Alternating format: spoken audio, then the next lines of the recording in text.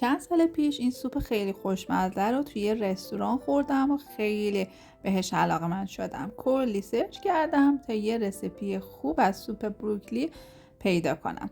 اون رو برای شما به اشتراک میذارم که شما هم این سوپ خوشمزه و مقوی رو درست کنید و کلی لذت ببرید. برای درست کردنش احتیاج داریم به بروکلی، سیب زمینی، هویج، آب مرغ و پیاز و سیر.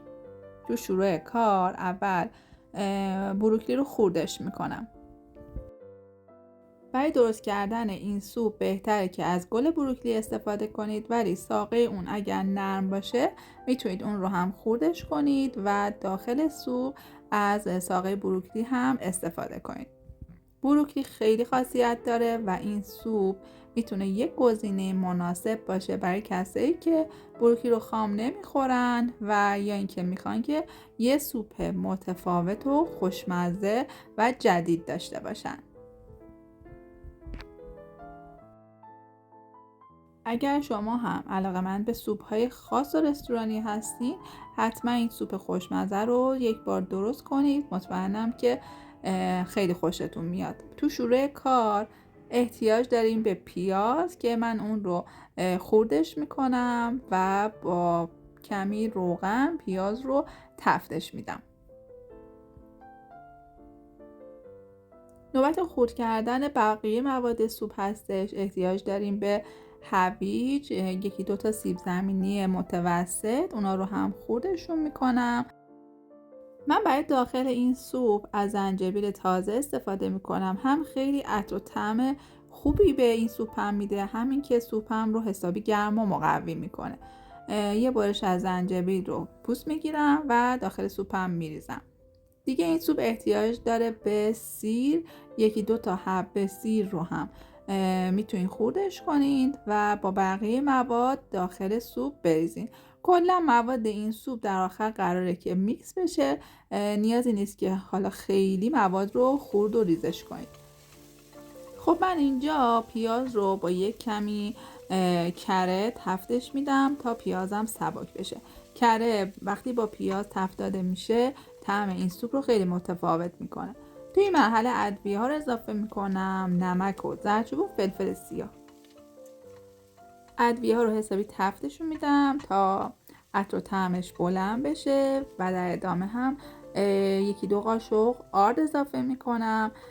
آرد رو هم با پیاز تفت میدم. این آرد باعث میشه که سوپم غلظت خوبی به خودش بگیره.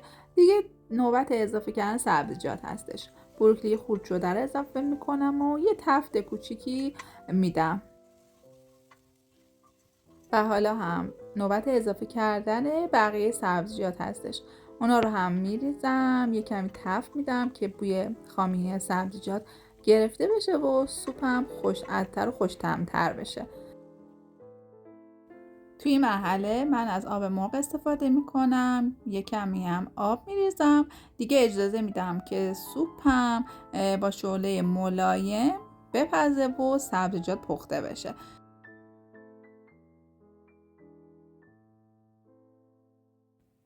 توی این مرحله سوپم داره با شعله خیلی کم ریز می جوشه و عطر و بوی خیلی خوبی هم از این سوپ بلند شده. دیگه من بعد اینکه سبزیجات سوپم نرم شد اون رو با گوشت‌کوب برقی کاملا میکسش میکنم. شما از هر وسیله دیگه که دارین میتونین برای میکس کردن این سوپ استفاده کنید و میزان میکس کردنش هم به ذائقه خودتون برمیگرده. من اون رو کامل میکسش میکنم و یه سوپ نرم و لطیف آماده میکنم.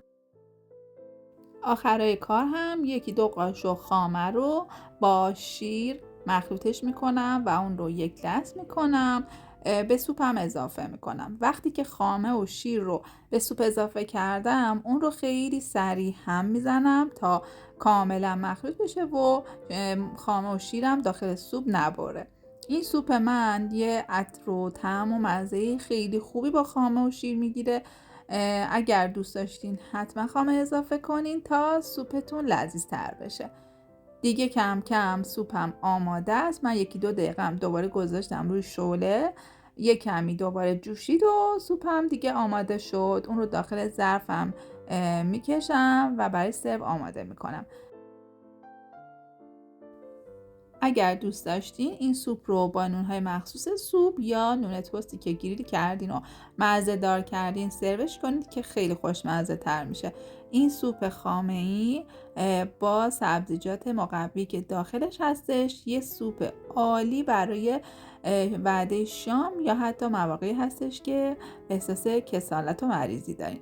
سوپ بروکلی یه سوپ سبک هستش، در این حال خیلی خوشمزه و پر از خاصیت. دوست عزیزم ممنونم که تو این آموزش هم همراه من بودین. امیدوارم که این سوپ خاص و جدید رو حتما امتحانش کنید. دیگه سوپ‌های تکراری درست نکنید و مزه سوپ‌های خاص رو هم تست کنید. اگر تا الان کانال رو سابسکرایب نکردید حتما یادتون باشه زنگوله کانال رو بزنید تا با آموزش های ما همراه باشین. اگر همین سوپ خوشمزه رو درست کردین حتما برام کامنت بذارین. منتظر نظرات قشنگتون هستم.